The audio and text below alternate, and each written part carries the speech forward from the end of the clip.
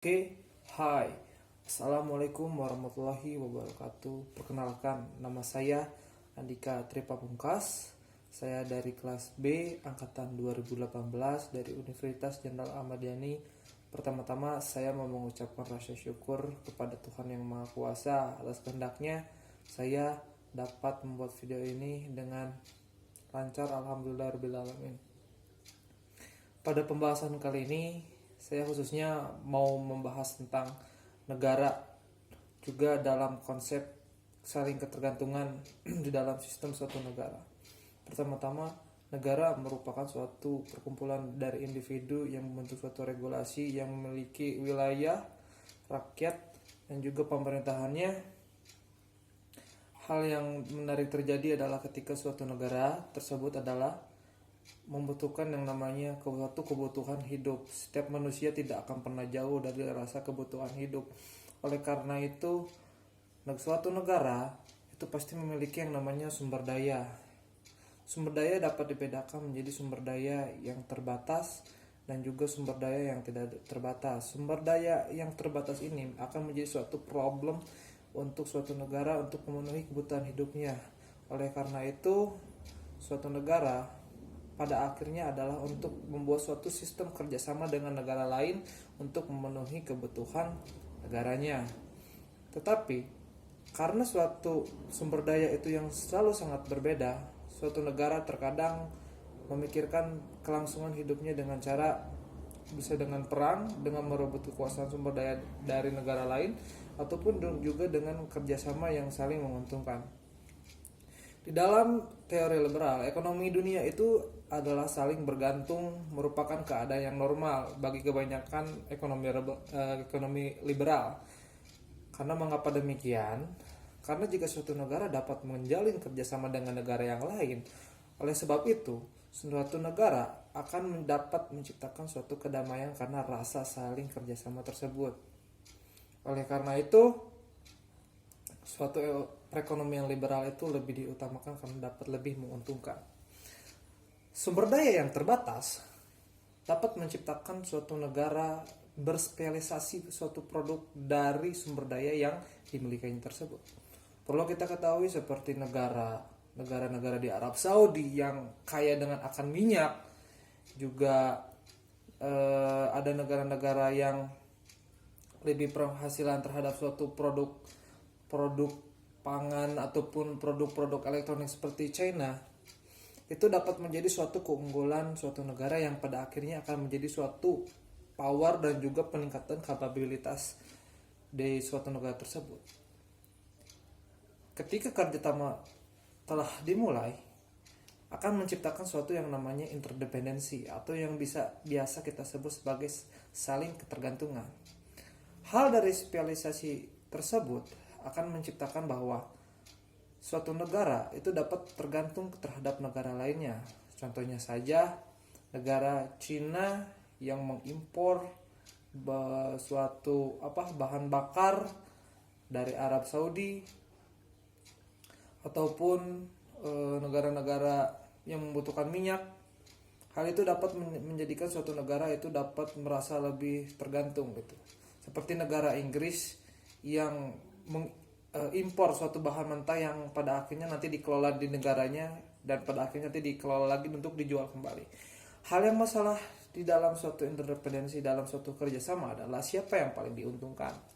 Jika kita melihat rasio 2:1, maka suatu kerjasama itu dapat terjalin dengan menguntungkan, karena kita melihat dari suatu kerjasama dari sini kedua negara itu saling mendapatkan keuntungan. Tetapi jika suatu kerjasama itu malah berakibat merugikan, maka negara itu pasti akan menolak untuk tidak mau membuat suatu kerjasama. Yang pada akhirnya ketika konsep kerjasama ini akan menciptakan suatu octopus system, yang pada akhirnya suatu negara yang berspesialisasi itu dapat mencengkram bagaikan cumi-cumi yang menangkap mangsanya yang tidak bisa lepas karena suatu sistem dari kerjasama tersebut. Cita-cita dari pembentukan dari kerjasama tersebut adalah untuk menciptakan yang namanya Pareto Optimum ataupun keuntungan yang tertinggi yang dikerjasamakan oleh kedua negara tersebut. Seperti yang kita ketahui bahwa kerjasama itu tidak hanya melakukan hal yang berpikir dan subjektif, tetapi harus juga dengan sesuatu yang objektif, yang rasional, seperti kita dapat menggunakan yang dinamakan dengan game teori. Dengan caranya berspesialisasi, suatu negara yang memiliki kapabilitas yang sangat tinggi itu dapat sangat menguasai pasar. Jika kapabilitas sumber daya yang dimilikinya begitu besar, suatu negara tersebut dapat menguasai pasar yang seperti kita lihat, seperti Amerika Serikat, seperti China juga. Itu dapat menguasai pasar-pasar yang ada di seluruh dunia gitu. Hal ini menimbulkan yang namanya dengan prinsip konsep kapitalisme, di mana suatu negara itu dapat mengeksploitasi sang pemilik modal, dapat mengeksploitasi kepada kaum proletar yang akhirnya akan menciptakan rasa tergantung. Hal dari konsep ketergantungan ini sekarang lebih terdengar dengan konsep seperti tergantung, atau suatu negara tergantung, bahwa konsep saling ketergantungan ini adalah ketika suatu yang memiliki modal itu dapat mengeluarkan modalnya untuk membantu negara yang membutuhkan modal. Itu lebih terdengar bahwa negara yang membutuhkan modal itu lebih sangat tergantung terhadap negara-negara yang memiliki modal yang begitu besar. Hal itu akan menciptakan yang namanya sistem konsep kapitalisme, di mana banyak negara-negara yang merasa dieksploitasi sumber daya alamnya, yang dengan diiming-iming dengan bisa kita tahu dengan yang namanya investasi. Hal itu menimbulkan yang namanya perbedaan kelas di antara kaum proletar dan juga kaum bourgeois. Sehingga menurut Wallerstein dalam teorinya itu menyebutkan ada tiga tipe negara yang ada di dunia ini, atau sistem nation atau sistem negara gitu. Dibagikan, yang pertama itu adalah negara core atau yang bisa kita sebut dengan negara inti. Yang kedua adalah dengan bisa disebut dengan semi periphery atau semi pinggiran, dan yang tipe ketiga adalah negara pinggiran. Mari kita tahu bahwa negara core itu akan mendapatkan kapabilitasnya biasanya memiliki kapabilitas yang begitu tinggi. Yang kita ketahui seperti negara core dapat seperti China, seperti Amerika, atau negara-negara yang memiliki hak veto, Inggris, terus juga Prancis. Itu adalah merupakan negara-negara inti yang ada di dunia ini. Yang beri kita ketahui juga seperti negara semi pinggiran, ya banyak negara semi maju juga seperti Polandia, seperti negara mungkin Thailand, mungkin kalau di Asianya gitu. Hal ini dapat kita lihat ketika negara core itu sangat juga bergantung terhadap negara-negara semi pinggiran dan juga segala. Jadi ada tiga tipe, ya dari bawah, dari atas negara core, negara periferal, dan juga negara semi periferal dan juga negara periferal. Dari ketiga tersebut itu sangat saling berkaitan satu sama lain. Yang membedakannya di situ adalah kapabilitas negara tersebut atau juga kekuatan power politiknya, bagaimana suatu negara itu dapat menggunakan smart powernya untuk meminta bantuan negara lain untuk mengikuti apa yang dikehendakinya. Biasanya negara core itu memiliki kekuasaan yang begitu luar biasa di dunia ini, dari segi militer, dari segi ekonomi, segi sosial, segi kapabilitasnya itu lebih tinggi. Sehingga ketika negara-negara dari negara-negara pinggiran seperti negara-negara miskin itu akan sangat bergantung sekali terhadap negara-negara inti. Dan untuk menaik kasta menjadi negara pinggiran, menjadi negara semi pinggiran itu sangat susah sekali. Karena hal ini dalam opini saya adalah untuk membuat negara untuk tetap dalam kondisi selalu miskin atau selalu dimiskinkan oleh negara-negara core. Baru kita ketahui adalah ketika kapitalisme adalah mengeluarkan modal sekecil-kecilnya dan mendapatkan keuntungan sebesar-besarnya. Jika pasar modal atau pasar yang ada di dunia itu terganggu karena kemunculan suatu negara atau kenaikan kasta suatu negara, maka suatu negara seperti core tersebut akan memiliki yang namanya persaingan kembali, yang akhirnya akan mengurangi jumlah pendapatan mereka yang biasanya mereka dapati lebih banyak sebelum adanya negara-negara yang baru muncul yang akan menyaingi mereka.